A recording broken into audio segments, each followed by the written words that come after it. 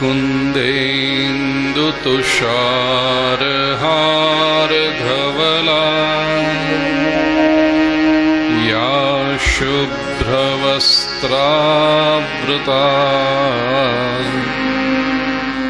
या वीणावरदण्डमण्डितकरा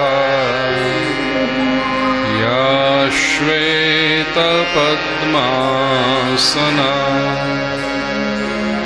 या ब्रह्माच्युतशङ्करप्रभृतिभिर्देवैः सदा वन्दिता सा मां पातु सरस्वती भगवती निःशेषजाड्यापहा शुक्लां ब्रह्मविचारसारपरमां आद्यां जगद्व्यापिनीं वीणापुस्तकधारिणीमभयदां जाड्यान्धकारापहा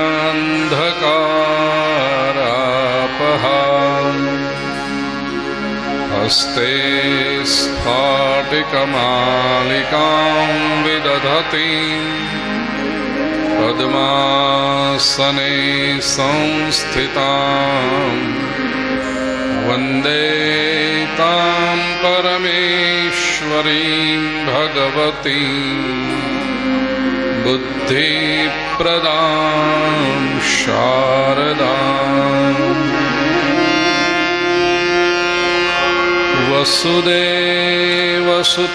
देवं कंसचाणूरमर्दनं देवकी परमानन्दं कृष्णं वन्दे जगद्गुरुं गुरुर्ब्रह्मा गुरुर्विष्णुः गुरुर्देवो महेश्वरः गुरुः साक्षात् परब्रह्मा तस्मै श्रीगुरवे नमः। नारायणं नमस्कृत्य नरं चैव नरोत्तमं देवीं सरस्वतीं व्यासं ततो जयमुदीरयेत्।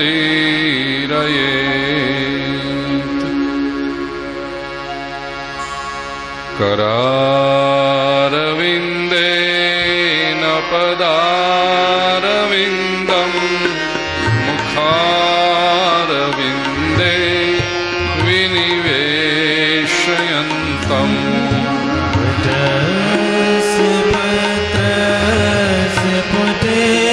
शयानं बालं मुकुन्दं मनसा स्मरामि। श्रीकृष्ण गोविन्द हरे मुरारे हे नाथ नारायण वासुदेव।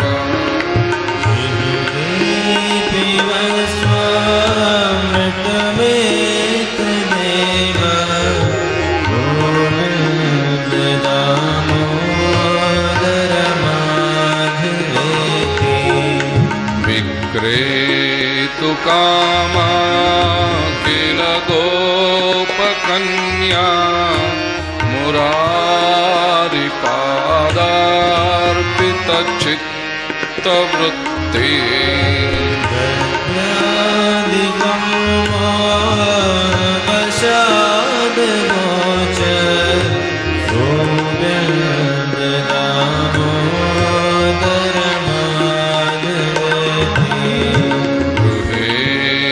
गृहे गोपवधू कदम्बा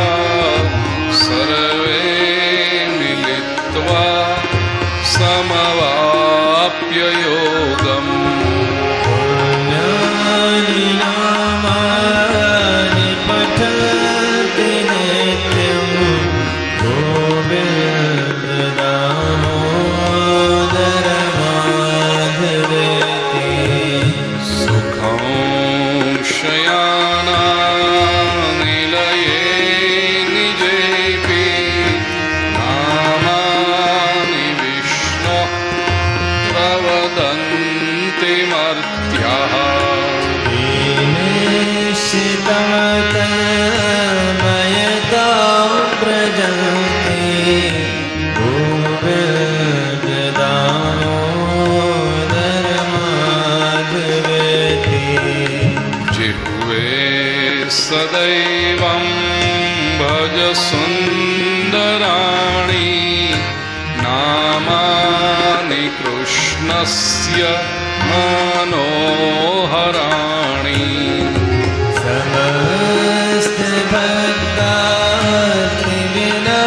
समस्तभक्तार्तिविनाशनानि गोविन्द दामोदर माधवेति सुखावसाने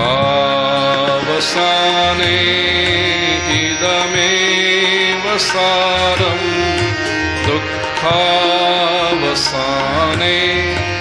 इदमेव ज्ञेयम् देहावसाने इदमेव जाप्यं गोविन्द दामोदर माधवेति श्रीकृष्ण राधा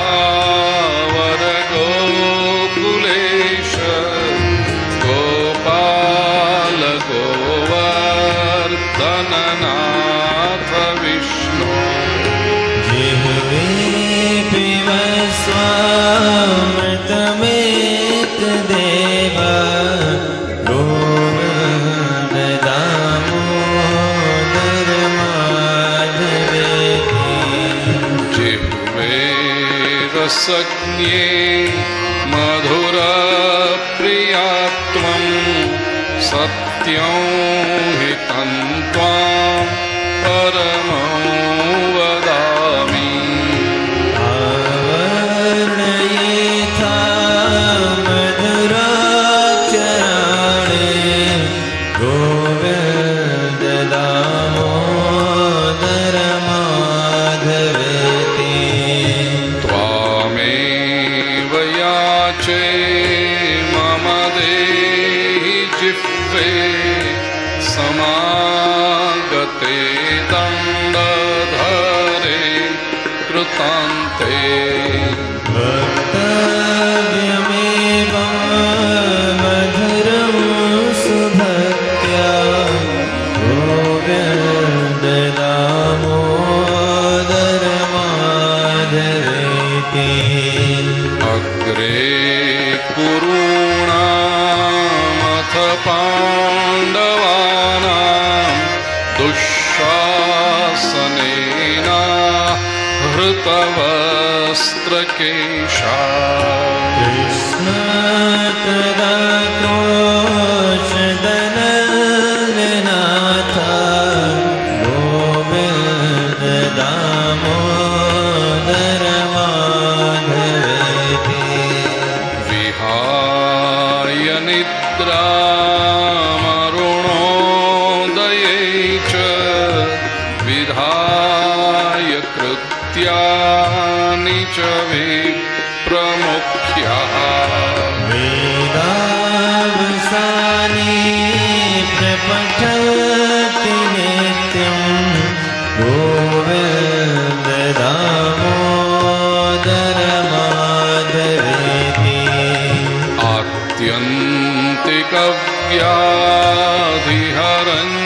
आत्यन्तिकव्याधिहरञ्जनानां चिकित्सकं वेदविदो वदन्ति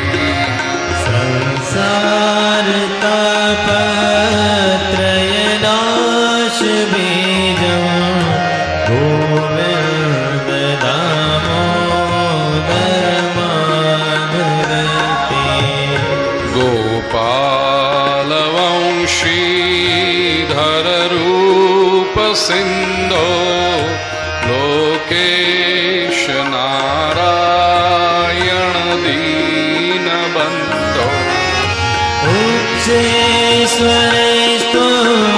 भज सर्वदेवा गोविन्द दामोदर माधवेति गोविन्द दामोदर माधवेति गोविन्द दामोदर माधवेति गोविन्द दामोदर माधवेति।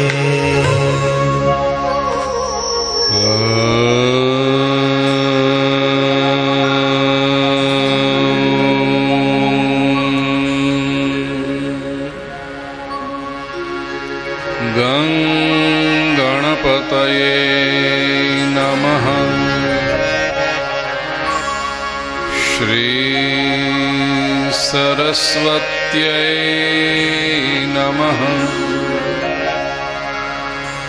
श्री महालक्ष्म्यै नमः।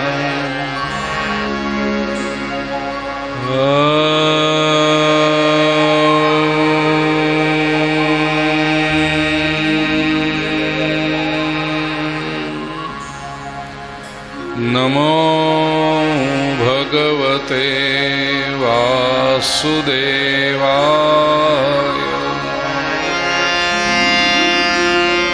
मूकं करोति वाचालं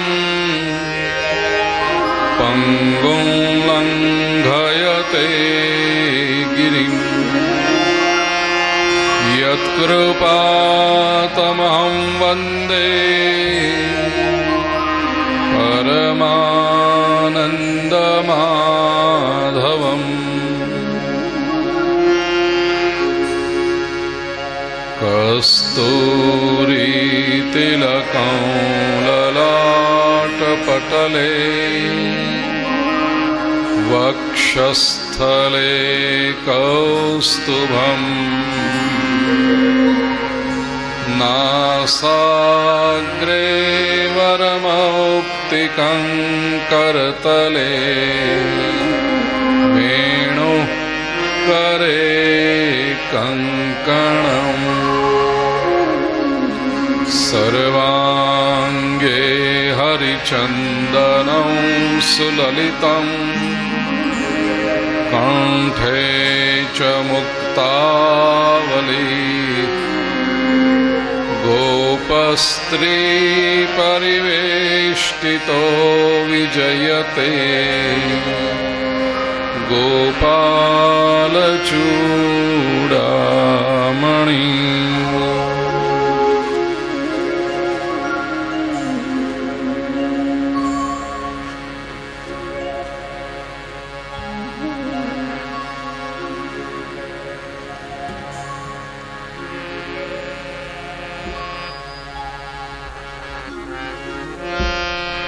महर्षि व्यासे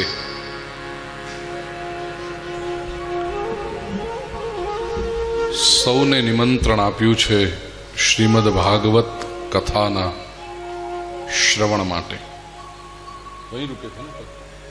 નિગમ કલ્પતરો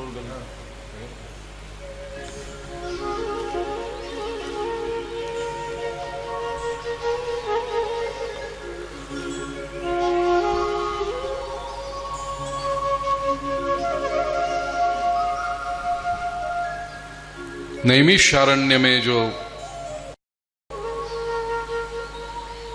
ऋषियों का ज्ञान सत्र चल रहा है,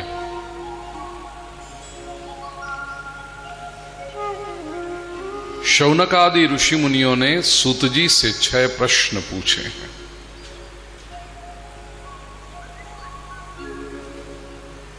भाष्यकारों ने, संतों ने, महापुरुषों ने बताया ये 6 प्रश्नों का चिंतन मानव के मन को शुद्ध करता है. जब भी समय मिले ये 6 प्रश्नों के बारे में थोड़ा थोड़ा सोचते रहें आप।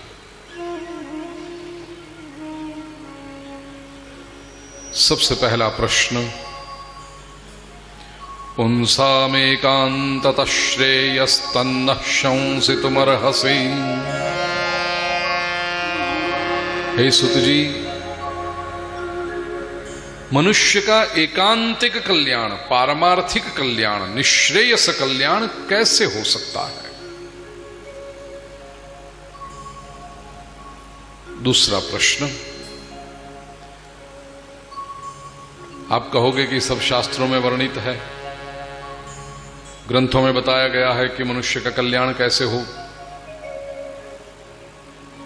परंतु प्रायेणाल्पायुषस्सभ्य कलावस्मिन् युगे जनाः मंदाः सुमंदमतयो मंदभाग्यायुपद्रुताः। जैसे जैसे कलयुग आगे बढ़ता जा रहा है, मनुष्य की मति मंद हो रही है।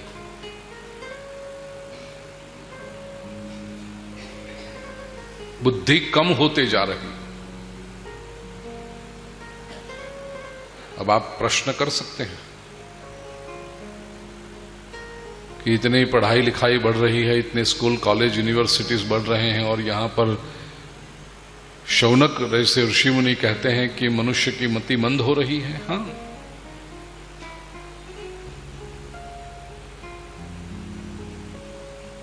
मनुष्य अपनी बुद्धि का प्रयोग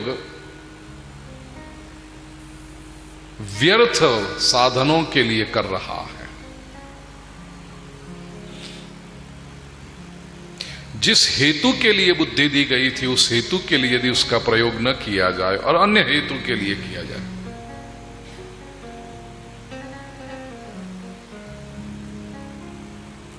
आपको हिंदी में केम बोलू छू?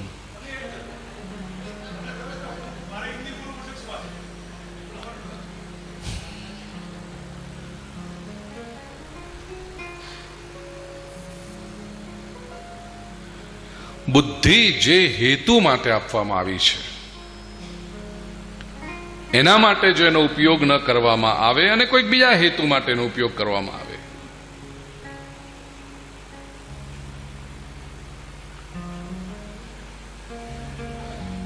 કપડું આપ્યું છે સફેદ સરસ મજાનું કપડું પહેરવા માટે, તો સાચવીને પહેરવું જોઈએ, એનો ઉપયોગ લાંબા સમય સુધી કરી શકો, એની આવરદા વધે। પણ સરસ મજાનો આમ દૂધ જેવો સફેદ જબ્બો આપ્યો તો અને એને લઈને ટેબલ સાફ કરવા માંડે, તો એ સફેદ જબ્બો બચે, ટકે? સરસ મજાની ધારદાર છરી આપી હોય, એનાથી તમે શાકભાજી કાપો બરાબર છે, ચીકી કાપો ત્યાં સુધી બરાબર છે।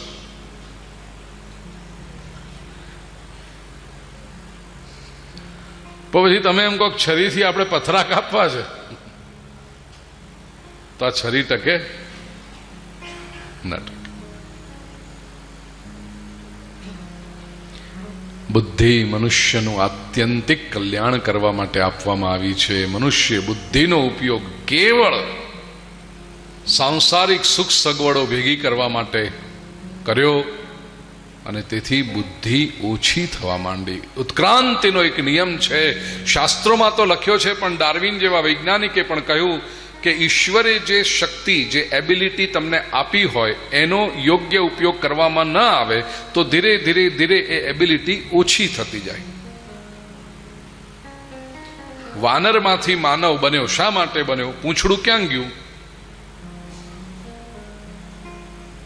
તો વાનર તો એ જ હતા, પણ એમાંના અમુક વર્ગે પૂંછડાનો ઉપયોગ કરતા રહે એટલે ઉલટું એમનું પૂંછડું લાંબુ થતું ગયું, મજબૂત થતું ગયું, અને અમુક વર્ગે એ પૂંછડાનો ઉપયોગ ન કર્યો એટલે પૂંછડું ધીરે ધીરે ટૂંકું થતું ગયું, ઘસાતું ગયું, અને માનવ બન્યો। વડીલોને આ વાતની ખબર હોય।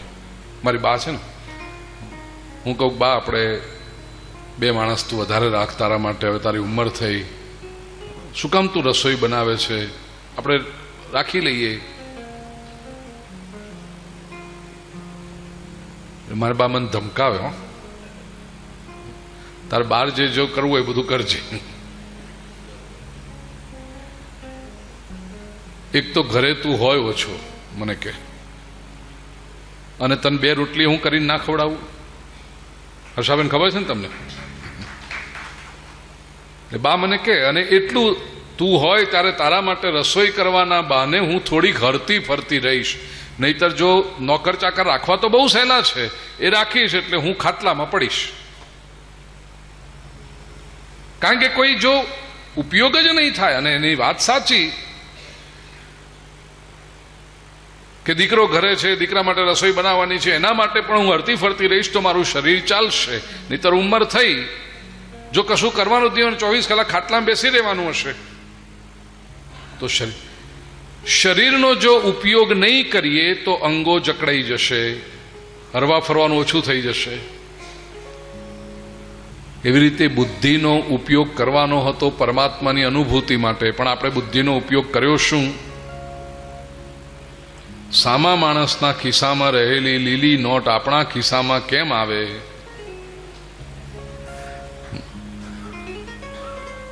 એના માટે જ ઉપયોગ કર્યો બુદ્ધિનો. આપણું પેટ કેમ ભરાય? તો આખી પશુ સૃષ્ટિ ભરે છે. આપણે જ પાછળ આવ્યા થઈને કે પશુઓમાં બુદ્ધિ હોતી નથી, છતાં પશુઓ પેટ ભરે છે કે નહીં? પશુઓ સંસાર કરે છે કે નહીં? પશુઓ પોતાના છોકરાઓને મોટા કરે છે કે નહીં? પશુઓ પોતાના છોકરાઓને ધંધે વળગાડે છે કે નહીં? એ જ બધું જો આપણે કરીએ તો આપણામાં ને ફરક, ખાલી જગ્યા પૂરી લેજો.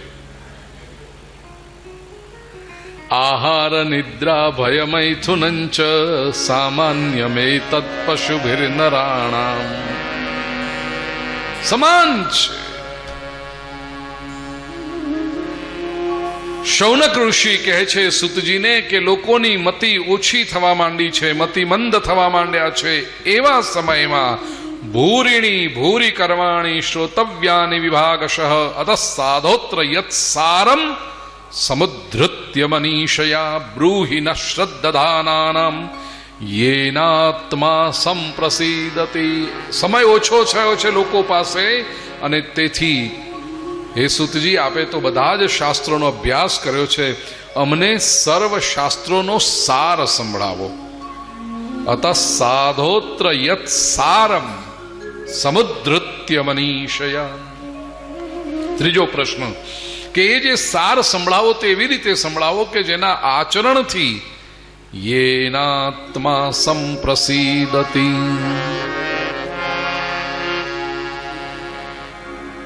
પરમાત્મા પ્રસન્ન થાય. આચરણનું મહત્વ છે ભાઈ હંમેશા. ચોથો પ્રશ્ન પૂછ્યો, અમને પરમાત્માના વિવિધ અવતારોની કથા કહો. પાંચમો પ્રશ્ન પૂછ્યો કે બધા અવતારોની કથા તો કહેશો, પણ એમાં શ્રી કૃષ્ણ અવતારની કથા ડિટેલમાં કહો. અને છઠ્ઠો પ્રશ્ન કે ભગવાન શ્રી કૃષ્ણ નિજધામમાં પધાર્યા પછી સ્વામ કાષ્ઠા મધુનોપેતે ધર્મ કૌ શરણં ગત. ધર્મ કોના શરણે ગયો? સુંદર પ્રશ્નો પૂછવા બદલ સુતજી અભિવાદન કર્યું, મંગલાચરણ કર્યું, એક પછી એક પ્રશ્નોના ઉત્તરનો આરંભ કર્યો. મનુષ્યના જીવનનું કલ્યાણ શેનાથી થાય? તો કહ્યું ભક્તિથી થાય. એ ભક્તિ કેવી હોવી જોઈએ? તો નિષ્કામ હોવી જોઈએ. કામના સાથે જો ભક્તિ કરીએ તો એ ભગવાન સાથે સોદો છે, એનો આનંદ આવતો નથી. આપણે બધા ભક્તિ બહુ કરીએ છીએ, એમાં કોઈ શંકા જ નહીં. પણ મીરાના જીવનમાં જે આનંદ છે, નરસિંહના જીવનમાં જે આનંદ છે, સુરદાસ કે તુલસીદાસના જીવનમાં જે આનંદ છે, એવો આનંદ આપણા જીવનમાં દેખાય છે, અનુભવાય છે. ક્યાંક કશું ખૂટે એવું લાગ્યા કરે છે. શું ખૂટે છે? ખૂટે છે એકમાત્ર એમની ભક્તિ નિષ્કામ છે, આપણી ભક્તિ ગણતરીપૂર્વકની છે. કશુંક જોઈએ તો જ આપણે ભગવાન પાસે જઈએ, કંઈક જોઈએ નહીં તો શું કામ ભગવાનને હેરાન કરવા?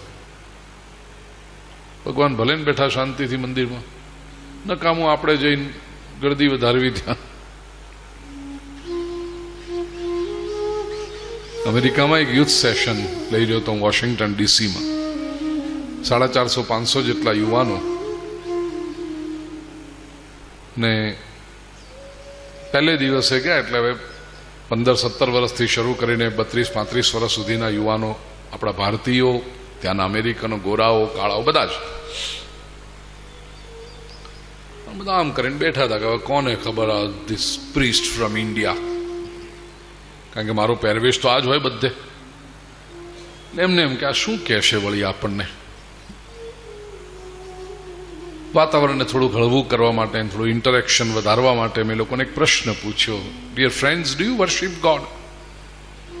તમે ભગવાનની ભક્તિ કરો છો ખરા? એટલે 5-7 જણાએ હાથ ઉપર કર્યા કે અમે કરીએ છીએ. મેં કારણ પૂછ્યું, why do you worship God? શેના માટે તમે ભક્તિ શા માટે કરો છો? તો એક જણે કીધું, કારણ કે અમારા ઘરમાં મંદિર છે. બીજાએ કીધું, કારણ કે મારા મા બાપ કરે છે. ત્રીજાએ કીધું, મારા દાદા દાદી કરે છે. ચોથાએ કીધું, અમે ભક્તિ કરીએ કારણ કે આપણે ઇન્ડિયન છીએ. આવા જવાબો. અરે બરાબર સામે એક ભાઈ બેઠો તો આમ કરે, આમ જોયા કરે. એટલે મેં એને ઊભો કર્યો અને કીધું, ડુ યુ વર્શિપ ગોડ? મને કે નો, વી આર હેપી.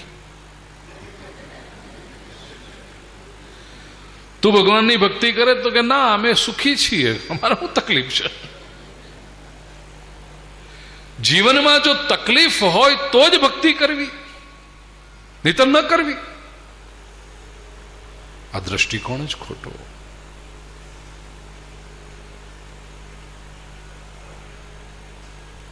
નિષ્કામ ભક્તિ કરે અને સતત ભક્તિ કરે, એને ભક્તિનો આનંદ આવે છે.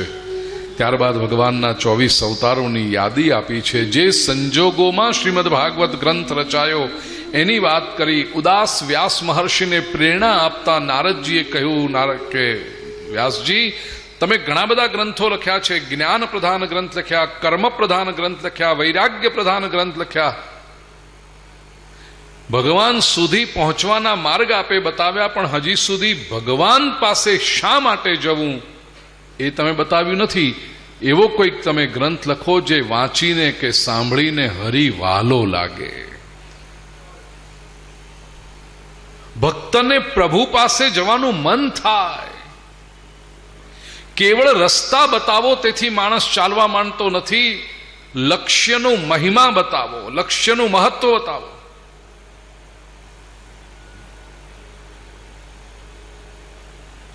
ચંપારણ્ય શા માટે જવાનું, અથવા ચંપારણ્ય કેવી રીતે જવાય? સમજો કે અમારા આ બાપુ ને આપણા વિનોદભાઈ તમને ઘેર આવીને એવા કાગળિયા આપે, જુઓ અમદાવાદથી ચંપારણ્ય જવું હોય તો આટલા રસ્તા છે. અમદાવાદથી રાયપુરની ફ્લાઇટ લેવાય, પછી રાયપુરથી જવાય. અમદાવાદથી રાયપુરની ટ્રેન પણ મળે છે. ગાડી લઈને પણ જઈ શકાય, બસમાં જઈ શકાય, 2 મહિના પહેલા ચાલતા જઈ શકાય. આ બધા તમને રસ્તા બતાવે કે અમદાવાદથી ચંપારણ્ય કેવી રીતે જવાય, એના માર્ગ આ છે. તમે ચાલવા માંડો, તમે ચંપારણ્ય જ નીકળી પડો. તમે કહ્યું બરાબર છે, તમે અલગ રસ્તા બતાવો છો અમદાવાદથી ચંપારણ્ય આવવાના, પણ હું ચંપારણ્ય આવું શા માટે? આ બધા અલગ રસ્તા પર હું ચાલું શા માટે? મારે જરૂર શું છે? પણ તમને રસ્તા ન બતાવે, માત્ર એવું જ કે પવિત્ર પુરુષોત્તમ મહિનામાં ચંપારણ્યમાં શ્રીમદ ભાગવત કથાનો અનેરો લાવો લેવાનો છે, અને જે આનંદ આવશે જે સરસ રસ્તા તમે જાતે શોધી કાઢશો. ચંપારણ્ય કેમ પહોંચાય એ તમે શોધી કાઢશો. પછી એટલું તમને નક્કી કરી આપે કે ચંપારણ્ય આવવું છે, બસ 10 થી 16 જુલાઈ વચ્ચે ચંપારણ્ય આવવું છે. એ મહત્વ ઊભું કરી દીધું, એક કાર્ય લક્ષ્ય પ્રત્યેનો મહિમા ઊભો કર્યો. રસ્તા તો મનુષ્યો બહુ હોશિયાર હોય છે, જાતે શોધી કાઢે છે. નારદજી વ્યાસ મહર્ષિને કહે છે કે તમે અલગ ગ્રંથો બધા બહુ જ લખ્યા, ભગવાન સુધી પહોંચવાના માર્ગ બતાવ્યા, પણ તમે હજી ભગવાનનું વર્ણન કર્યું નથી. આ તો એવી વાત થઈ કે જાનૈયાઓના ગીત બહુ ગાયા, વરરાજાનું ગીત જ નથી ગાયું. પરમાત્મા વિશે ગાયા. નારદજી પાસેથી પ્રેરણા પામી અને વ્યાસ મહર્ષિએ કલમ ચલાવવાની શરૂ કરી, અને જે ગ્રંથ સર્જાયો તે આપ સૌની સન્મુખ છે, શ્રીમદ ભાગવત. નારદજીએ પોતાની પણ કથા કહી આપણે જે કૃપા તત્વ વિશે ચિંતન કરી રહ્યા છીએ, પ્રિય સ્વજનો, નારદજીનું જીવન ચરિત્ર છે ને એ સંત કૃપાનું પરિણામ છે. અસ્તિત્વની કૃપા જીવનમાં જોઈએ. બીજી વાત ધ્યાન રાખજો, સંત કૃપા જોઈએ. નારદજીની માં એક મહાપુરુષના આશ્રમમાં સેવા કરતી હતી અને બીજા સંતો મહાપુરુષો આવે એટલે એમની પણ સેવા થાય. નારદજી કે બાળક તરીકે હું ત્યાં રહેતો, નાનું મોટું કામ મહાપુરુષોનું કરતો, અને એ સેવા કરવાના બહાને મને એક લાભ એ મળ્યો કે મને મહાપુરુષોનું સાનિધ્ય પ્રાપ્ત થયું. આપ સૌ વડીલો છો, બહુ ભાવિક છો, એટલે આપ સૌને સેવાનો મહિમા ખબર હોય કે સંતોની, મહાપુરુષોની સેવા કરીએ તો સારું, ખબર હોય, બહુ સમજાવવાની જરૂર નહીં. પણ આજકાલની જે નવી ભણેલી ગણેલી પેઢી જનરેશન આવે છે ને, એને આ સેવાનો મહિમા ખબર નથી. એ તો પ્રશ્ન પૂછે, કેમ વળી એ આપણા જેવા માણસ જ છે ને, બધું જાતે ના કરી લે, આપણે વળી એની સેવા કરવાની હોય. એ નવી પેઢીને પ્રશ્ન થાય છે અને એમને સમજાવવું પડે સેવા શા માટે કરવાની. નારદજીના ચરિત્રમાં બતાવ્યું છે, સેવા કરવાથી સૌથી પહેલો લાભ સામીપ્ય પ્રાપ્ત. જે મહાપુરુષના દૂરથી દર્શન કરીને લોકો ધન્યતા અનુભવતા હોય, એ સંતની સમીપ રહેવાનું સદભાગ્ય પ્રાપ્ત થાય જો સેવા કરીએ તો. બીજું, નજીક તમે રહો એટલે નિરીક્ષણ તો કરો ને કે મહાપુરુષ કેમ ઉઠે છે, કેમ બેસે છે, કેમ બોલે છે, કેમ ચાલે છે, એમના બધા વ્યવહારો કેવા છે. જે સમસ્યા સામાન્ય મનુષ્યના જીવનમાં આવે એવી જ સમસ્યા મહાપુરુષના જીવનમાં પણ આવે. સંસાર છે, પણ સામાન્ય મનુષ્ય જે સમસ્યાથી ગભરાઈ જાય, હેબતાઈ જાય, નર્વસ થઈ જાય, ડિપ્રેશનમાં જતો રહે, કોઈ વ્યસનનો ગુલામ બની જાય, એવી પરિસ્થિતિમાં મહાપુરુષ કેટલી સ્વસ્થતા જાળવી રાખે છે એ શીખવા મળે.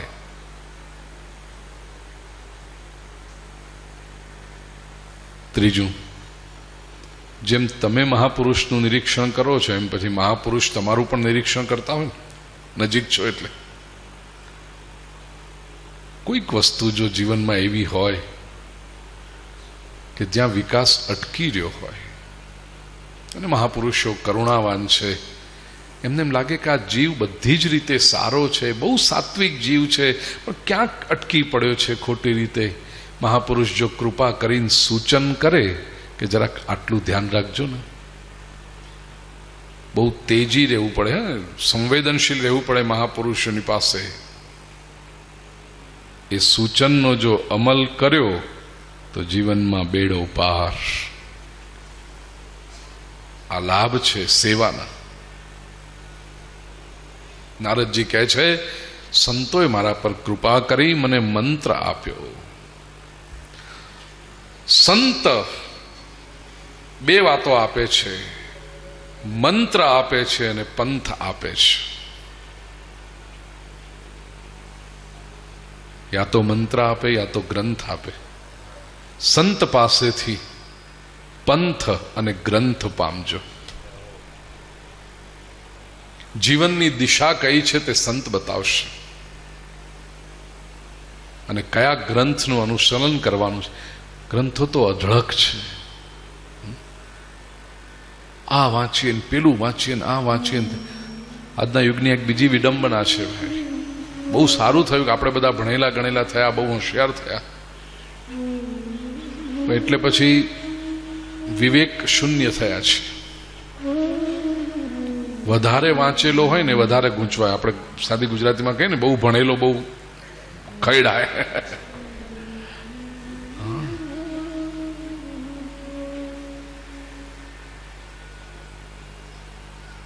શાસ્ત્રોમાં કહ્યું છે કે અલગ અલગ પુસ્તકો તમે વાંચ્યા એટલે તમે બહુ હોશિયાર થઈ ગયા એવું નહીં. વાંચન જરૂરી છે, સારું છે વાંચન કરો, પણ વાંચન પછી ચિંતન કરો, મનન કરો. એમાં આજકાલ કોમ્પ્યુટરના જાણકારો લોકોને ગૂગલ ગુરુ મળી ગયા છે. કંઈ પણ હોય ગૂગલ કરો, ગૂગલ કરો. એટલું બધું ખોટું આવે. આપણે તો હજી નથી એને અડ્યા પહોંચ્યા, પણ પરદેશમાં મારે એટલું નેટ ઉપર સર્ચ કરીને આવે, બધા પ્રિન્ટ આઉટ લઈને આવે, આખો પ્રોજેક્ટ જેવું બનાવીને આવે કે ગુરુજી આમ છે. લોકો કાના પર ચોકડો માર, હટ બાજુ પર. તારો ગૂગલ બતાવે એ ખોટું, પુરવાર કરી આપું એને.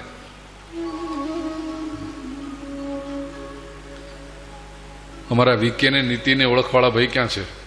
ગઈકાલે મને મળ્યા હતા. હા, આ ભાઈના તમારા કાકા કે તમારા ભત્રીજા? તમારા કાકા થાય. હા, સાઉથ કેરોલાઇના ગ્રીનવિલમાં છેલ્લા 5-7 વર્ષથી રેગ્યુલર એ લોકો આયોજન કરે છે.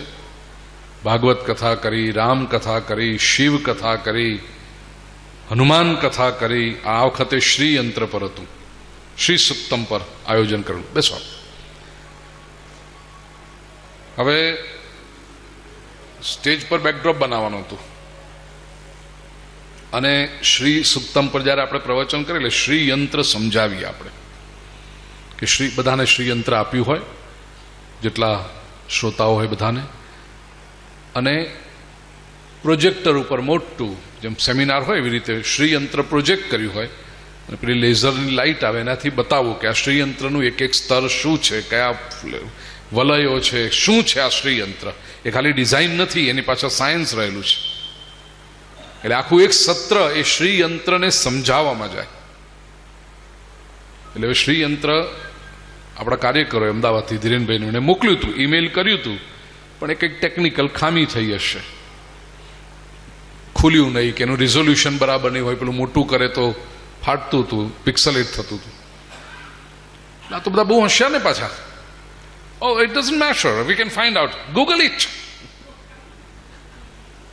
એટલે કોઈ યુટ્યુબ ને આવે પાડીને ગૂગલ આમ જોયું કે બરાબર જ છે ને બધું આમ જ છે. એટલે ખાલી હાઈ રિઝલ્ટ ગૂગલમાંથી કાઢીને બનાવી દીધું મોટું. પહેલે દિવસે હું કહ્યું કોણે કર્યું છે? મને કે આપણે આવ્યું તું એ ના હોય. અમદાવાદથી જો આપણા કાર્યકરોએ મોકલ્યું આ હોય જ નહીં. કે આટલા કોન્ફિડન્સથી કીધું મને ખબર જ આ ના હોય, કારણ કે આ ખોટું છે. કે આપ જોઈને કહી શકો છો. કીધું યસ, આ ખોટું છે શ્રીયંત્ર.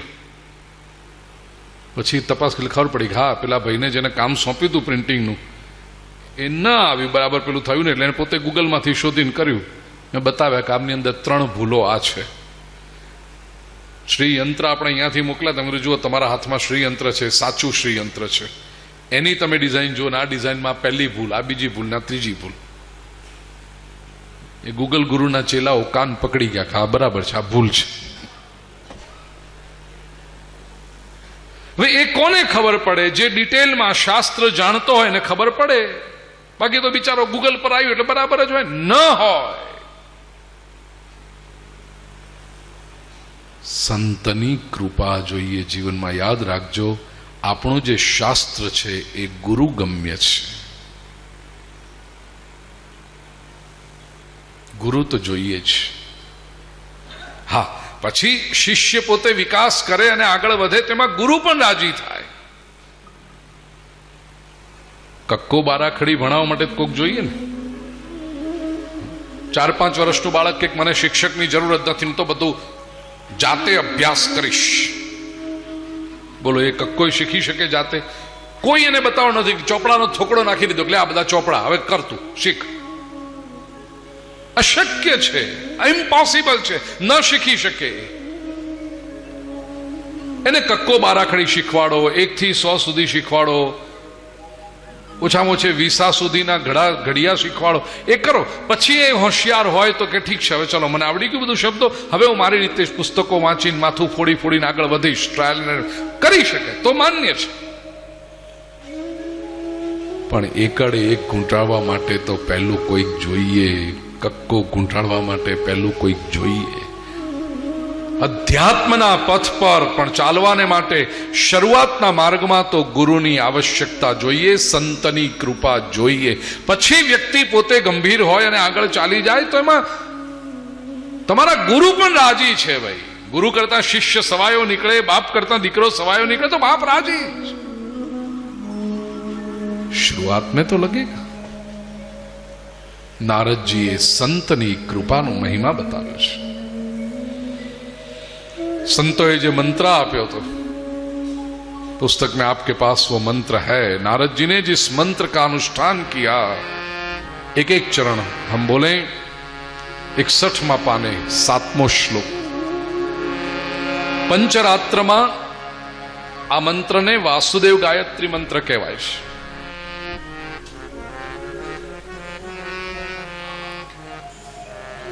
नमो भगवते तुभ्यं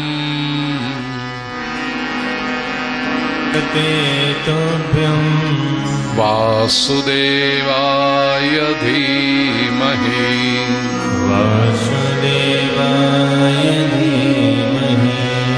प्रद्युम्नाय निरुद्धाय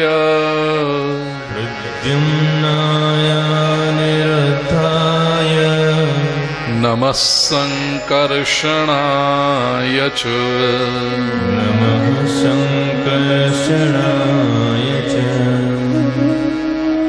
नारद जी ने इस मंत्र का जप किया है। जीवन धन्य हुआ नारद जी का। ब्रह्मा के विष्णु भक्त के रूप में उनका प्रादुर्भाव हुआ। ब्रह्मा जी एमने खोळे लीधा એટલે બ્રહ્માપુત્ર તરીકે ઓળખાયા છે। નારદજી કહે છે, મારા હાથમાં જે આ વીણા છે ને, એ ભગવાને આપેલી પ્રસાદી છે। પોતાનું કાર્ય કરવા માટે પરમાત્માએ આપી છે। દેવદત્તામિમાં વીણાં સ્વર બ્રહ્મ વિભૂષિતા। સ્વર તો બ્રહ્મ છે ભાઈ। સ્વરરૂપી બ્રહ્મથી વિભૂષિત થયેલી આ વીણા મને ભગવાને આપી છે। નારદજીની વીણા હોય, તંબુરો ના હોય,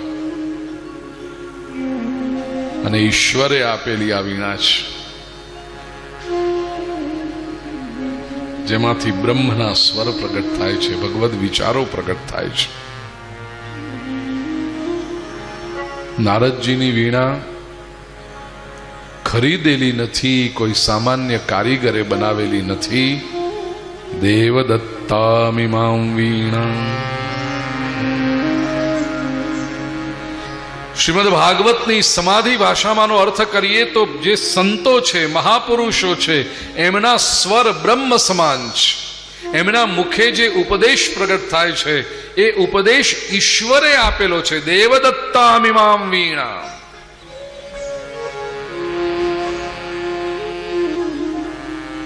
જે મહાપુરુષની વાણી સાંભળી અને તમારા હૃદયમાં શાંતિનો અનુભવ થાય, જીવન બદલાય, સમજી લેજો આ વાણી કોઈ મનુષ્યની વાણી નથી। મનુષ્ય તો કેવળ માધ્યમ હતો, એના કંઠે વૈકુંઠનાથ પ્રગટ થયો છે, ઈશ્વર પ્રગટ થયો છે। ઘણી વખતે થાય, બધું ક્યાં વાંચ્યું તું, क्या सांभळ्યું તું આ બધું? प्रगट हो जाता है।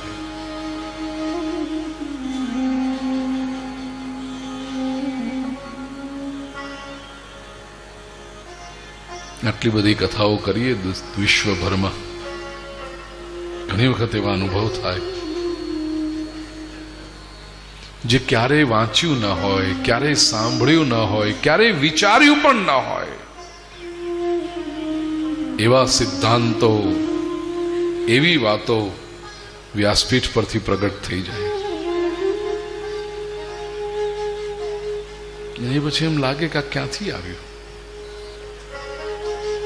આનંદ થાય, આજે કનૈયો બોલી ગયો। ईश्वर कुछ संदेश देना चाहता था समाज को, અને ભગવાને આપણો માધ્યમ તરીકે ઉપયોગ કરી લીધો। એ જે આનંદ છે,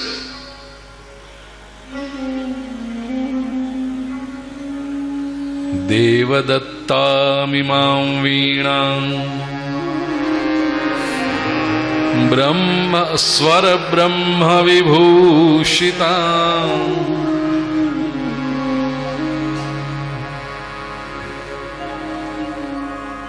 કેટલાક લોકો ડાયા હોય ને પૂછે ભાઈ આજે તમે આ પ્રવચન કર્યું ને કયા પુસ્તકમાં હતું? અમારે જરાક એમાં વધારે ડીપમાં રિસર્ચ કરવું છે. મને ખબર નથી કયા પુસ્તકમાં હતું. આના પરથી તું પુસ્તક બનાવો તો જુદું, બાકી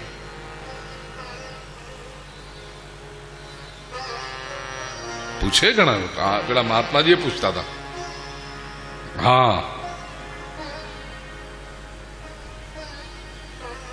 ઘણા સંતો પોતે અભ્યાસુ હોય, સારા લોકો હોય. આપણે એમના ઘરમાં જે ચારે બાજુ લાઇબ્રેરી ભરી હોય આખી, વાંચ કરતા હોય આખો દિવસ, વાંચી નોંધ બનાવી સારું કામ કરે, બધાને ભણાવે કરે, સારું છે. પછી આપણા પ્રવચનનું આયોજન કરે, સાંભળે, પછી ધીરેથી પૂછે આ કયા પુસ્તકમાં હતું, મારે જરાક વાંચવું છે. બાપજી ખબર નથી કયા પુસ્તકમાં, એના પરથી બનાવો. મારો પ્રભુ આવીને બોલી જાય. યાદ રાખ, જીભથી બોલાય એ જુદું અને જીવનમાંથી પ્રગટ થાય એ જુદું. જીભથી જે બોલાય ગોખાયેલું હોય. 5 મિનિટ ક્યાંક સ્પીચ આપવાની હોય ને, તમે ક્યાંક 5-25 હજાર રૂપિયા ડોનેશનમાં આપ્યા હોય ને એ લોકો કહે તમારે મુખ્ય અતિથિ તરીકે આવવાનું છે ને અમે તમને શાલ ઓઢાડીશું, તમારે 5 મિનિટ ભાષણ કરવાનું. આમ લાખો કરોડોનો વેપાર કરતો હોય, એના પેટનું પાણી ન હલતું હોય, 5 મિનિટ બોલવાનું કે ને ક્યાંક. હા, કોકની પાસે લખાવે ભાઈ જરાક લખી આપો ને સારું કશું, પછી એ ગોખી નાખે ને અરીસાની સામે ઉભો રહીને બોલે ને. આટલી બધી તૈયારી કરી હોય પણ જ્યાં સભાખંડની અંદર 500,000 લોકો સામે બેઠા હોય અને પછી એ સ્પીચ આપવાની આવે, ઉદ્ઘોષક મહોદય જાહેર કરે કે હવે શેઠ શ્રી જેમણે મોટું અનુદાન કર્યું છે અને આપણા આજના સમારંભના અતિથિ વિશેષ છે, એ શેઠ શ્રી પોતાના વિચારો વ્યક્ત કરશે. અને શેઠશ્રીનું પલ્પિટેશન વધવા માંડે, આમ ધક ધક ધક ધક ધક ધક. ખિસ્સામાંથી કાગળિયું કાઢીને શેઠજી બોલે ને, સંસ્થાના પ્રમુખ શ્રી, ખજાનચી શ્રી, મંચ પર મારી સાથે બેઠેલા મહેમાનો અને ભાઈઓ અને બહેનો, અને ત્યાં તો કાગળિયું ફડફડ ફડફડ ફડફડ થાય. સીદંતી મમ ગાત્રાણી મુખંચ પરિશુષ્યતિ. મહાભારતના યુદ્ધના પહેલા દિવસે અર્જુનની જે દશા થઈ હતી, વેપથુશ્ચ શરીરે મે રોમહર્ષશ્ચ જાયતે, ગાંડીવમ સંસ્રતે હસ્તાત્ ત્વક્ચૈવ પરિદહ્યતે, ન ચ શક્નોમ્યવસ્થાતુમ ભ્રમતી વચ મે મનઃ, નિમિત્તાની ચ પશ્યામિ વિપરીતાનિ કે.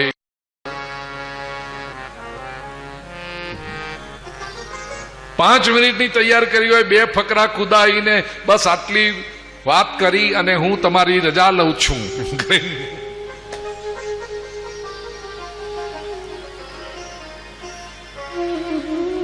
ઈશ્વરની કૃપા હોય પ્રિય સ્વજનો તો પ્રભુ પ્રગટ થાય.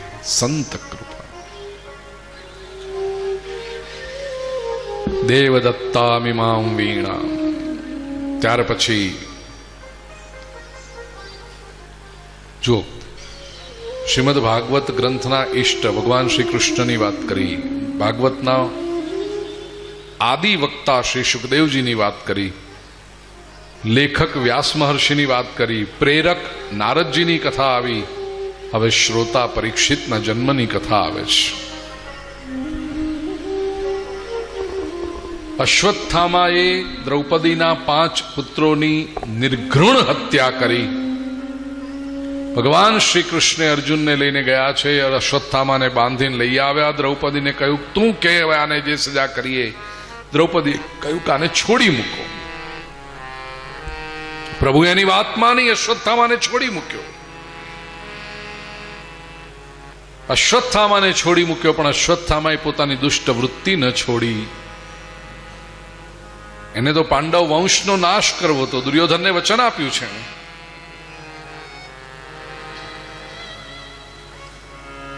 ઉત્તરાના ગર્ભ પર અશ્વત્થામાએ બ્રહ્માસ્ત્રનો પ્રહાર કર્યો છે. દ્રશ્ય એવું છે કે ભગવાન શ્રી કૃષ્ણ હસ્તિનાપુરથી દ્વારિકા પ્રસ્થાન કરવા માટે રથમાં બિરાજમાન થવા જઈ રહ્યા છે. ઉસ સમય ઉત્તરાને વેદના શરૂ થઈ. પુકાર કિયા હૈ પ્રભુ. જે શબ્દોમાં ઉત્તરાએ ભગવાન પાસે રક્ષા માગી પોતાના ગર્ભની, એ શબ્દો મંત્ર બની ગયા. અનુષ્ઠાનનો ખૂબ મહત્વનો મંત્ર. આ પુસ્તક મેં કહ્યું હતું 7 દિવસ માટે જે આપણી ટેક્સ્ટ બુક છે.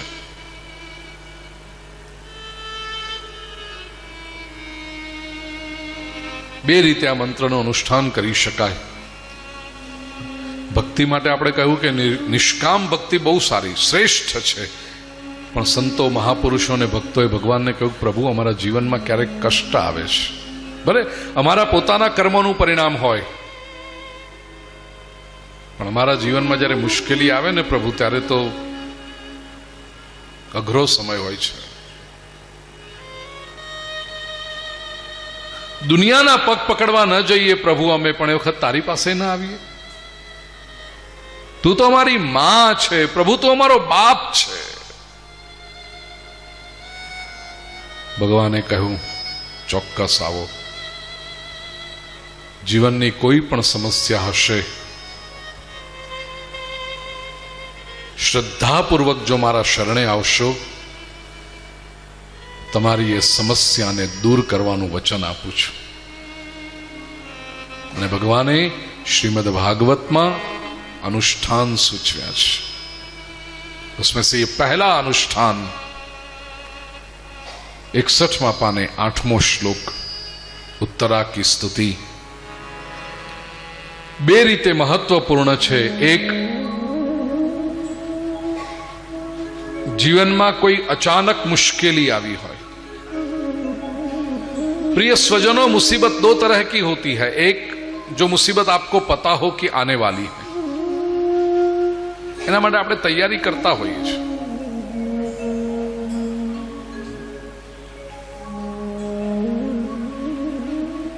જુવાની હોય, મહેનત કરતા હો, સારી આવક હોય, પણ એ વખતે ખબર છે કે વૃદ્ધાવસ્થા આવશે, આટલી દોડાદોડ નહીં થઈ શકે અને ખર્ચા તો ચાલુ રહેશે.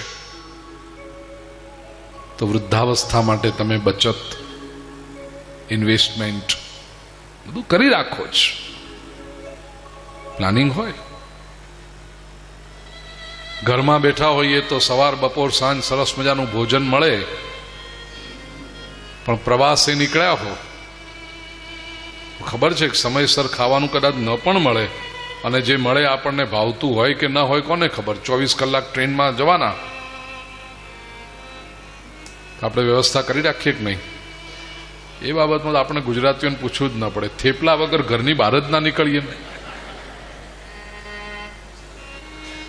થેપલા ને ખાખરા ને ચકરી ને મસાલાવાળી પૂરી છુંદો ને મરચાં, રાજગરાની ચીકી, એના વગર ઘરની બહાર જ ના નીકળીને આપણે. कुछ मुसीबतें हमें पता है कि आने वाली हैं, उसके लिए हम तैयार रहते. પણ જીવનમાં ક્યારેક એવી પણ કોઈક મુશ્કેલી આવે છે જે આપણને ખબર નથી હોતી કે આવવાની છે. અચાનક આ જાતી હૈ. ઘણી વખત તો આપણને એમ લાગે કે આ હકીકત છે મારા જીવનમાં, મારી જિંદગીમાં આ બની રહ્યું છે. આપણે લોકોના જીવન સુધારીએ, આપણે લોકોને મદદ કરતા હોઈએ અને આપણા જીવનમાં આવું બને છે. હકીકત છે કે બનતું હોય, એ વખતે શું કરશે? પ્રિય સ્વજનો, હિંમત હારીને નહીં ચાલે. આવી મુશ્કેલીમાં પુરુષાર્થ તો કરવો પડશે, પણ આપણા પુરુષાર્થ ઉપર પરમાત્માની કૃપા વરસે એટલા માટે આ ઉત્તરાની સ્તુતિનું અનુષ્ઠાન કરો, એનો જપ કરો. અને બીજા અર્થમાં સ્ત્રી ગર્ભવતી હોય, 9 મહિના સારી રીતે વીતે, માં અને ગર્ભમાં રહેલા બાળક બંનેનું સ્વાસ્થ્ય સારું રહે, એટલા માટે પણ આ અનુષ્ઠાન છે. ઘણી વખતે 3-4 મહિને એવી કંઈક મુશ્કેલી ઊભી થાય, ડોક્ટર કે હવે પ્રેગ્નન્સી આગળ નહીં ચાલે,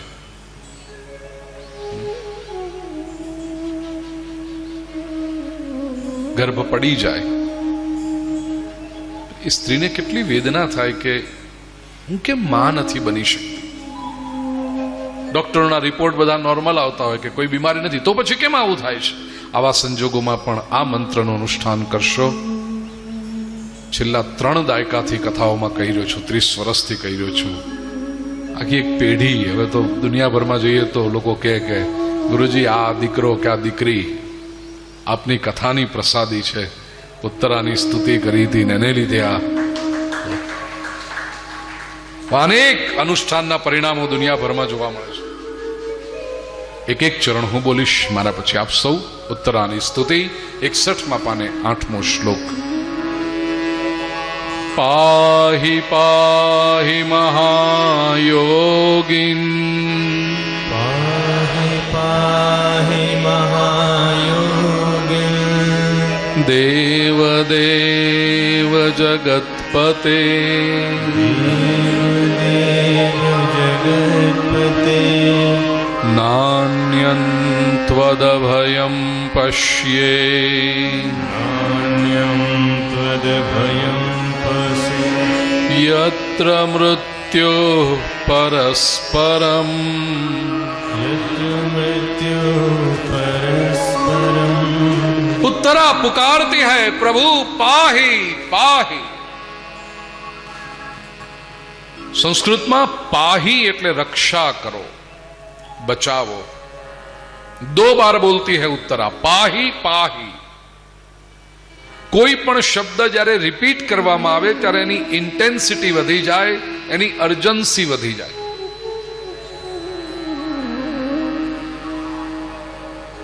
કોઈનું નામ તમે 1 વખત લઈને બોલાવો અને 2 વખત લઈને બોલાવો,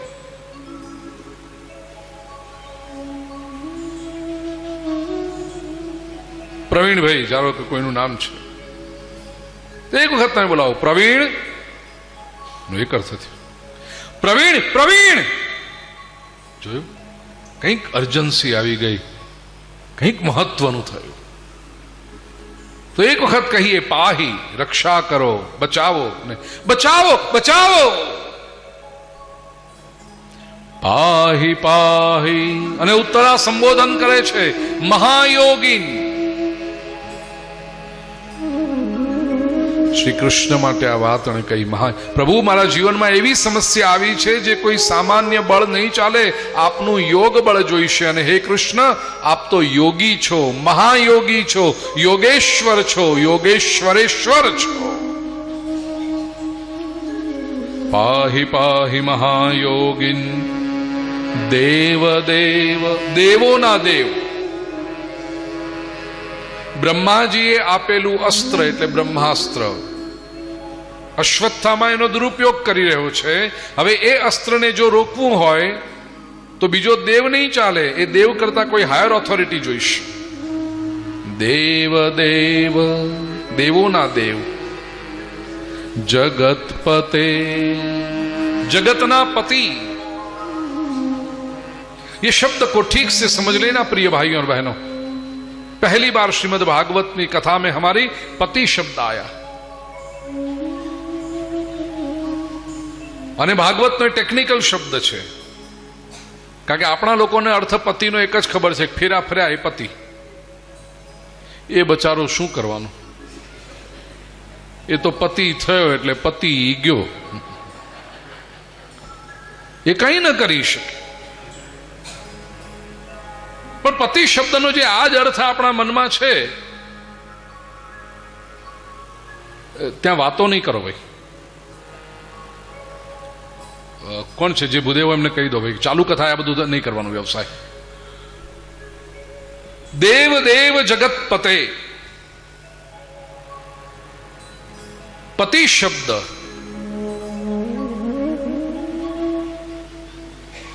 નો અર્થ સમજવા જેવો છે.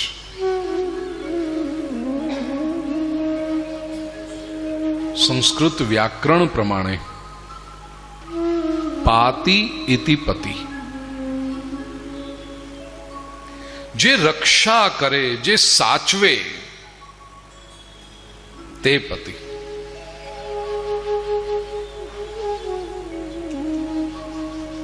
જે રક્ષા કરે.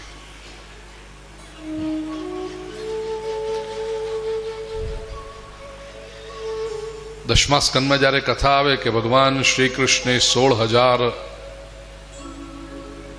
સ્ત્રીઓ સાથે લગ્ન કર્યા અને ભગવાને 16,000 રાણીઓના પતિ થયા, એવું જ્યાં લોકો સાંભળે ને ત્યાં ઘણા લોકોની આંખની આમ પ્રવાહ ઉપર ચડી જાય, જડબું નીચે પડી જાય. હે, કેટલા ફેરા ફેર્યા હશે કૃષ્ણ, અને આ જ ધંધા કર્યા હશે કૃષ્ણે. 16,000 રાણીઓના પતિ થયા. કારણ કે લોકોને પતિ એટલે આ જ દેખાય ને, ફેરા અને ભોગ, એના સિવાય બીજું કઈ દેખાતું જ નથી પતિમાં. સંસ્કૃત વ્યાકરણ અનુસાર પાતિ ઇતિ પતિ, જે રક્ષા કરે તે પતિ, જે સાચવે તે પતિ.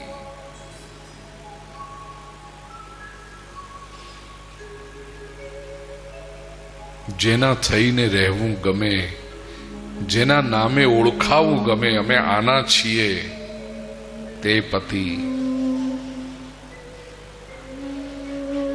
આપણા કરતા જે મોટા હોય, આદરણીય હોય, શ્રેષ્ઠ હોય, અનુભવી હોય એ પતિ.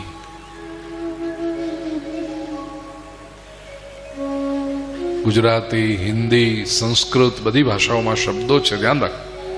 સભાના જે અધ્યક્ષ હોય ને એના માટે શબ્દ છે સભાપતિ. તમે શું આખી સભા સાથે લગ્ન કર્યા છે? ના. મેયર માટે શબ્દ છે નગરપતિ, એને આખા નગર સાથે લગ્ન નથી કર્યા. પ્રેસિડેન્ટને માટે આપણે ભારતમાં શબ્દ વાપરીએ છીએ રાષ્ટ્રપતિ, એને આખા રાષ્ટ્ર સાથે લગ્ન કર્યા છે? ના. પણ પ્રેસિડેન્ટ સૈન્યના વડા છે અને સૈન્ય રાષ્ટ્રની રક્ષા કરે છે, માટે પ્રેસિડેન્ટ રાષ્ટ્રપતિ કહેવાય.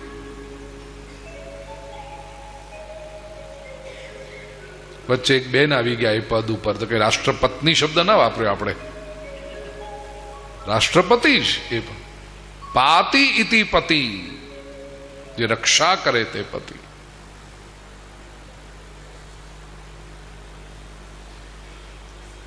સભાપતિ, નગરપતિ, રાષ્ટ્રપતિ, તો ભગવાન શ્રી કૃષ્ણ શું છે?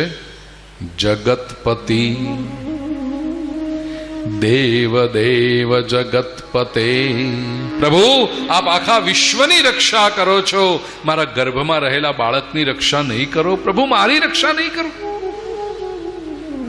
ભક્ત છે ને એ ભગવાનને કંઈક સંવાદ કરે તો એની પદ્ધતિ જ કંઈક વિલક્ષણ હોય છે. આટલું મોટું કામ કરો છો તો આટલું નાનું કામ ના થાય? આખા જગતની રક્ષા કરો છો તો મારી રક્ષા ન કરો પ્રભુ આપ? દેવ દેવ જગતપતે નાન્યંત્વદ અભયમ પશ્યે ત્વત અન્યમ અભયમ ન પશ્યે. પ્રભુ, આપના સિવાય મને કોઈ અભયત્વ આપી શકે એવું દેખાતું નથી. યત્ર મૃત્યુઃ પરસ્પરમ આ સંસારમાં બધા એકબીજાનું મોત બનીને ઊભા છે. People are out to exploit each other. પ્રભુ, આ જગતમાં બધા શોષણ કરે છે, પોષણ કરનારા તો હે પુષ્ટિનાથ આપ એકલા જ. ઉત્તરાએ પરમાત્માની સ્તુતિ કરી. ઇતિહાસ છે પ્રભુએ ગર્ભની રક્ષા કરી, કુંતાજીએ પ્રભુની સ્તુતિ કરી, ત્યાર પછી એ બાળકનો જન્મ પણ થયો અને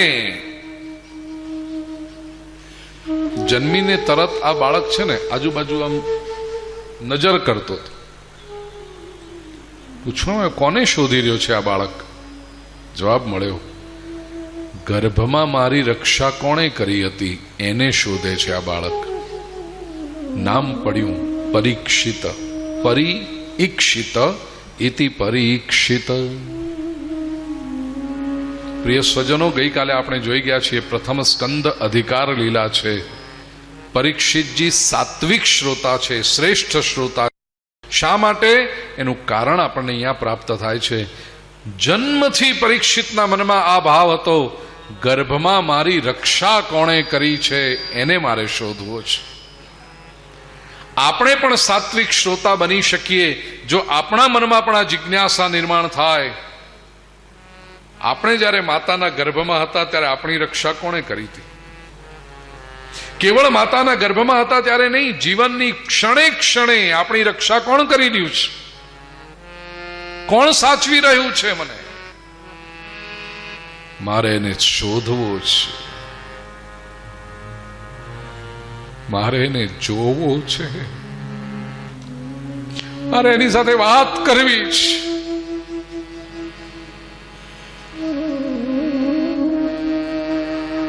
જે ઈશ્વર સર્વત્ર છે. જવાબ તો તમે તરત આપશો. કોણ આપણી રક્ષા કરવી છે? ભગવાન. ક્યારે ઈચ્છા થઈ મારે એને જોવો છે? જે ઈશ્વર સર્વત્ર છે એ અહીં છે, હોવો જ જોઈએ, નહીં તો સર્વત્ર કહેવાય નહીં. અહીં જ. દુનિયાના બધા જ ધર્મો કબૂલ કરે છે કે ઈશ્વર સર્વદા છે, ઓલ ધ ટાઈમ. ભગવાન ન હોય એવો કોઈ સમય હોય જ નહીં. જો સર્વદા છે તો અત્યારે પણ છે. ઈશ્વર બધામાં છે તો મારામાં પણ છે, અને ઈશ્વર બધાનો છે. जिसका कोई नहीं उसका भी खुदा है यारों, मैं नहीं कहता किताबों में लिखा है यारों. તો ઈશ્વર બધાનો છે તો એ મારો પણ છે. ઈશ્વર અહીં છે, અત્યારે છે, મારામાં છે અને મારો છે, તો પછી હું એનો કેમ નથી? મારે ઈશ્વરનું દર્શન કરવું છે. આ શરીરમાં રહી આ આંખો મીચા એ પહેલા મારે ભગવાનને જોવું છે.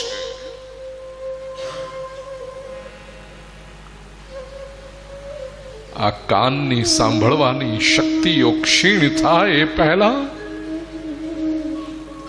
મારે પ્રભુનો સ્વર સાંભળવો જ.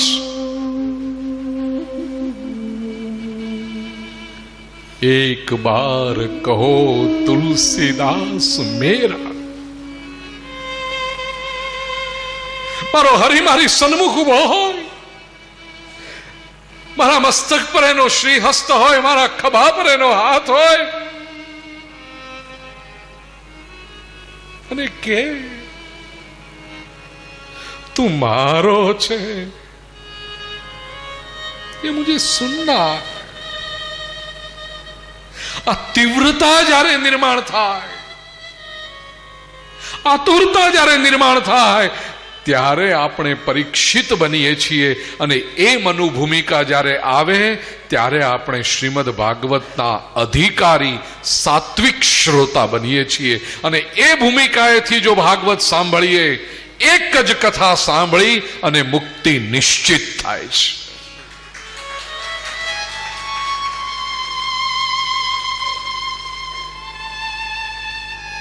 પ્રભુને જોઈ શકાય છે, પ્રભુને સાંભળી શકાય છે. ये कहानियां नहीं है मेरे प्यारे मित्रों,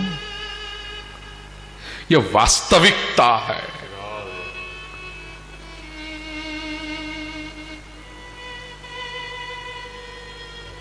ईश्वर એ કેવળ મનના તરંગો નથી. ઈશ્વર સિવાય આ અસ્તિત્વમાં બીજું કશું નથી. जिधर देखता हूं उधर तू ही तू है.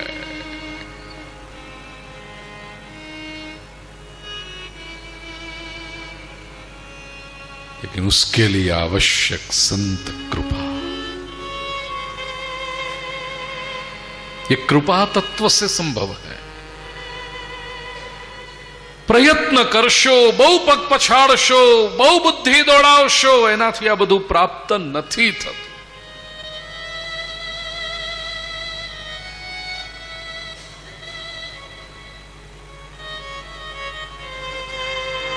કુશળ તરવૈયો હોય ને એને ખબર છે એક વસ્તુ કે પાણીમાં પડ્યો એ જેટલા હાથ પગ પછાડે એટલો જલ્દી થાકે અને એટલો જલ્દી ડૂબે. પણ પાણી પર શ્રદ્ધા રાખીને પોતે હળવો ફૂલ થઈ જાય ને, કશું જ ન કરે તો પાણી ही उसे उठा लेता. આપનામાંથી જેને સ્વિમિંગ આવડતું હશે ને ખબર હશે, જેને તરવાનું ના આવડે ને તો પાણીમાં પ્રવેશતા જ ડરે, કોક થઈ જાય તો ભાઈ, કોક થઈ જાય, કશું જ ના થાય.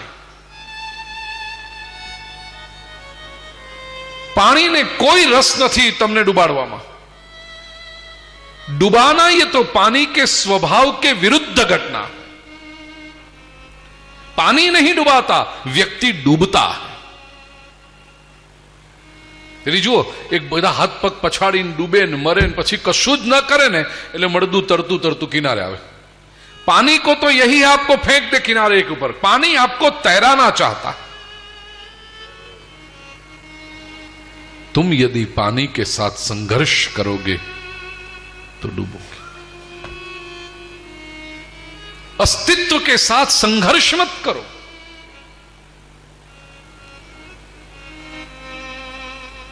એ જે એફર્ટલેસનેસ આવી ગયું,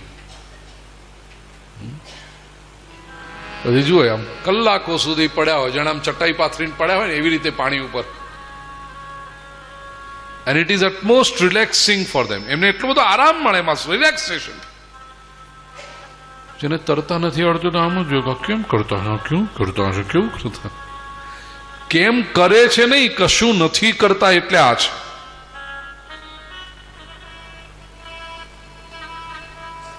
ભગવાનને પ્રાપ્ત કરવો, દિવ્ય અનુભૂતિ કરવી, બધાને એમ લાગે કે હા હા કેવું અઘરું હશે, આપણે તો અરે રે, આપણે તો સંસારના જીવો, આપણાથી કેવી રીતે થાય, કશું ના, આ જન્મ તો ભૂલી જ ગયા, હવે તો પત્યું આમાં તો.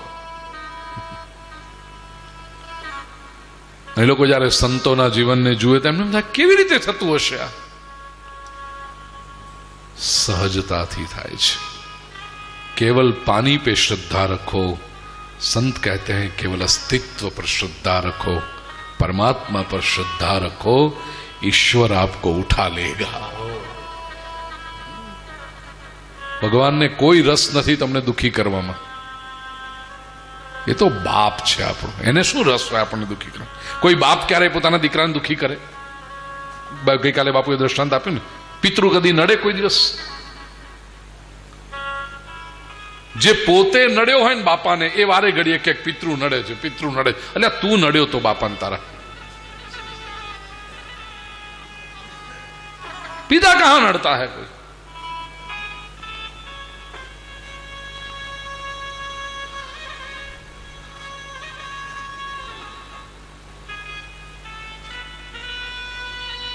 પરીક્ષિત નો જન્મ, ભીષ્મ પિતામહની દિવ્ય ગતિની કથા આવી, ભીષ્મે પરમાત્માની સ્તુતિ કરી, પરીક્ષિતના રાજ્યમાં જે 3 ઘટનાઓ બની, પૃથ્વીરૂપી ગાય અને ધર્મરૂપી બળદનો સંવાદ સાંભળ્યો.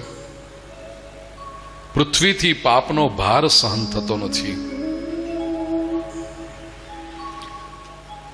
કલીને અટકાવ્યો છે. કલી સત્યનો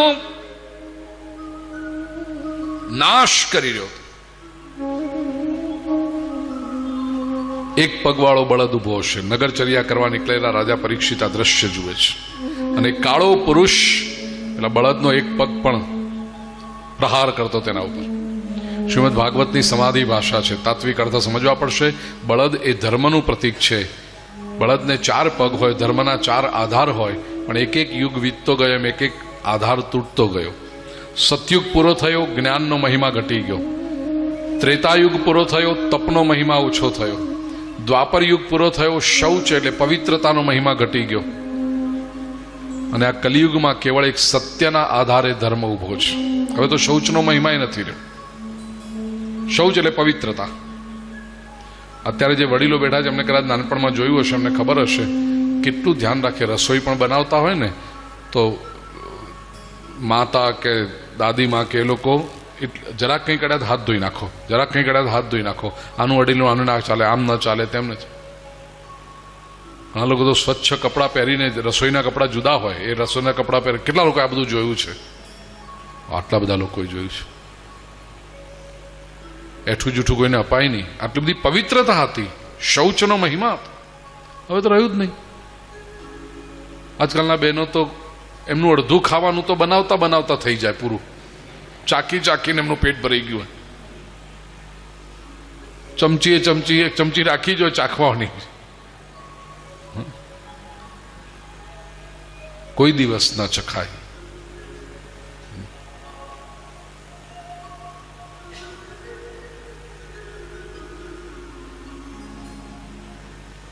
ઘણા બાળકો, કેટલાક ઘરોમાં આપણે જોઈએ ને, તે બાળકો બિચારા એઠું ખાઈ ખાઈને જ મોટા થતા હોય.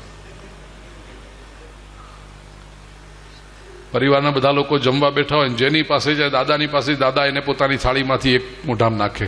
પછી બાજુમાં દાદીમા પાસે કે દાદીમા એને પાછું એઠું ખવડાવે. એનો પપ્પો એને એઠું ખવડાવે, એની મમ્મી એઠું ખવડાવે, કાકો એઠું ખવડાવે, કાકી એઠું ખવડાવે. એ બધાનું એઠું ખાઈ ખાઈને જ એનું પેટ ભરાઈ જાય છોકરાઓનું. બાળકોને કોઈ દિવસ એઠું ખવડાવશો નહીં. શૌચ જાળવજો. ને આપણે શૌચ નથી સમજ્યા એનું સૌથી સારું જ ના કહેવાય. ખરાબમાં ખરાબ ઉદાહરણ તમને ખબર જ કહું છું. તમે હા પાડો તો કહું. હું કોઈ દિવસ કોઈની બર્થડે પાર્ટીમાં ના જાઉં, કારણ કે એમાં અશૌચ સૌથી વધારે દેખાય. અપવિત્રતા. લોકો નાચે, કૂદે, ગાય, એ બધું ઠીક છે, ચાલો સમજ્યા. પછી કેક કાપે. કેક અમદાવાદમાં કેક કે કેક કેક નહીં, કેક. કેક કાપે ને આખું ઘર ગોઠવાઈ ગયું હોય.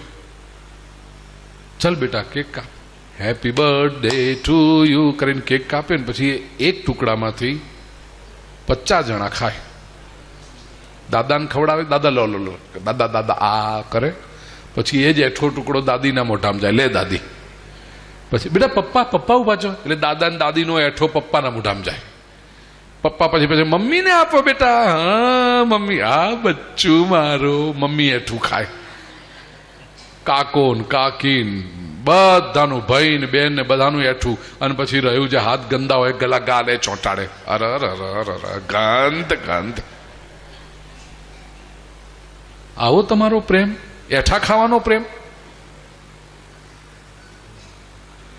સાયન્સની પરિભાષામાં કહું તો એક્સચેન્જ ઓફ બેક્ટેરિયા. કેટલું અનહાઇજીનિક તમે કરી રહ્યા છો. આટલા જણનું એઠું એઠું એઠું. તમારે કેક ખાવી ખાવ, પણ એક કેકના 15 ટુકડા કરીને બધાને એક એક અલગ અલગ ટુકડો ખવડાવવાનો, હાથ ધોઈ ધોઈને. આમ આમ કરીને ચટાડે કેટલાક તો.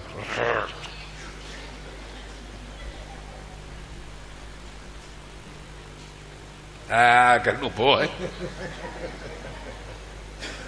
પકડીને ખેંચી કાઢી હોય ને બહાર, એને ભાન જ ના હોય કે આ પોતે શું કરી રહ્યો છે. બોલો, એક તો આ આપણી સંસ્કૃતિ નહીં. આ કેક કાપવાની ખબર નહીં પેલા 15-20 વર્ષથી શું બધું તૂત ઘૂસી ગયું છે ફિલ્મની અસરો લીધે. આપણે વળી હે ને લેવા દેવા કેક ને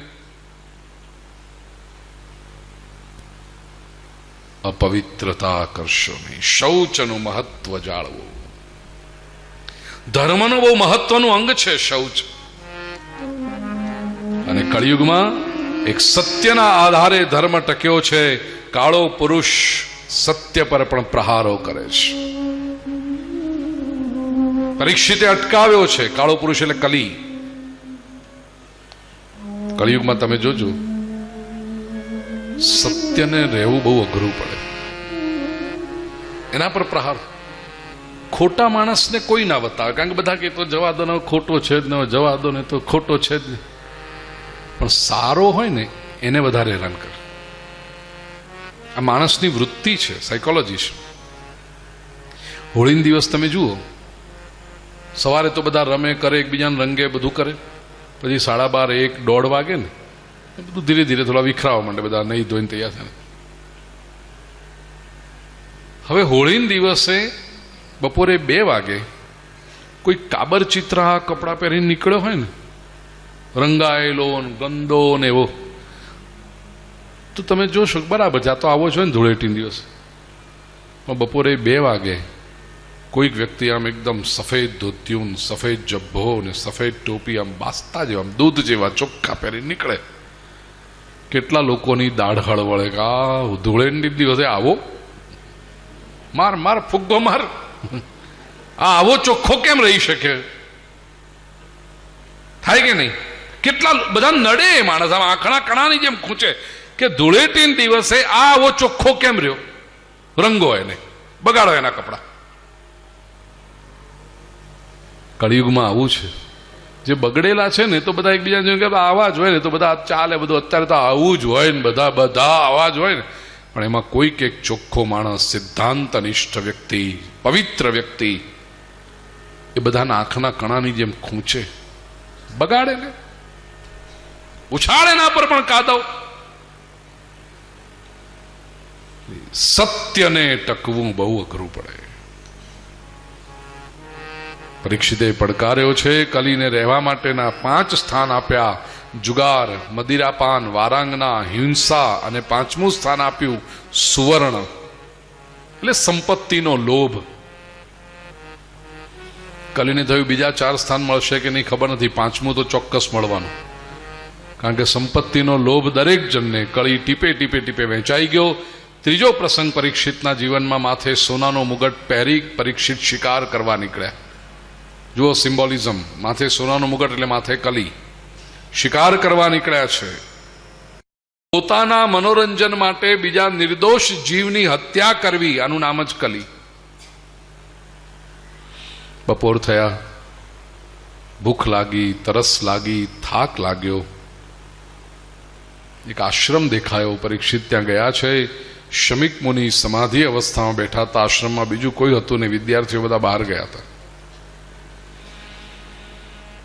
પરીક્ષિતને થયું, હું આટલો મોટો રાજા, અમે જમીનો આપીએ, એમાં બધા ઋષિમુનિઓ આશ્રમો બનાવે, અમે ધનના દાન કરીએ, સંપત્તિનું દાન કરીએ, એનાથી આ બધા આશ્રમો ચાલે, અને હું આવું તો મારું કોઈ સ્વાગત ન કરે, મને બેસવા માટે આસન નહીં, પીવા માટે જળ નહીં, ખાવા માટે ફળ નહીં.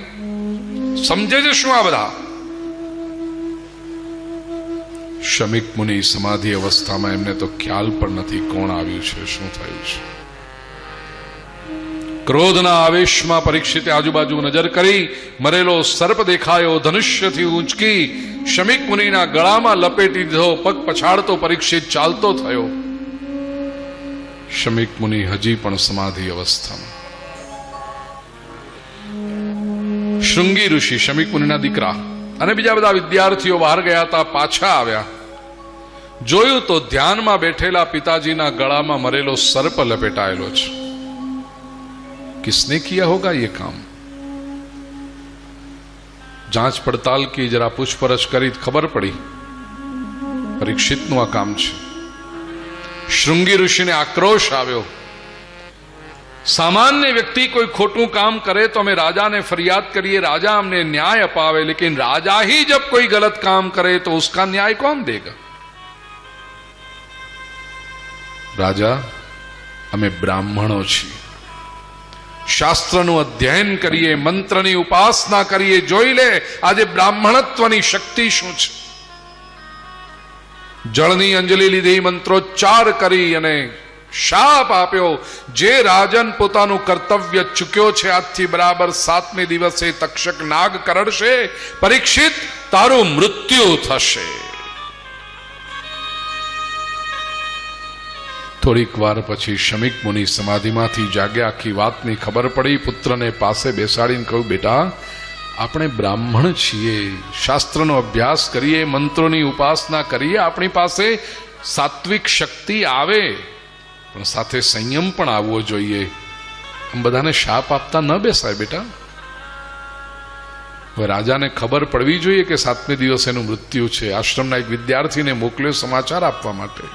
આ તરફ પરીક્ષિત મહેલમાં પહોંચ્યા, સોનાનો મુગટ કાઢીને દૂર કર્યો, સિમ્બોલિકલી શું થયું? કલી દૂર ગયો।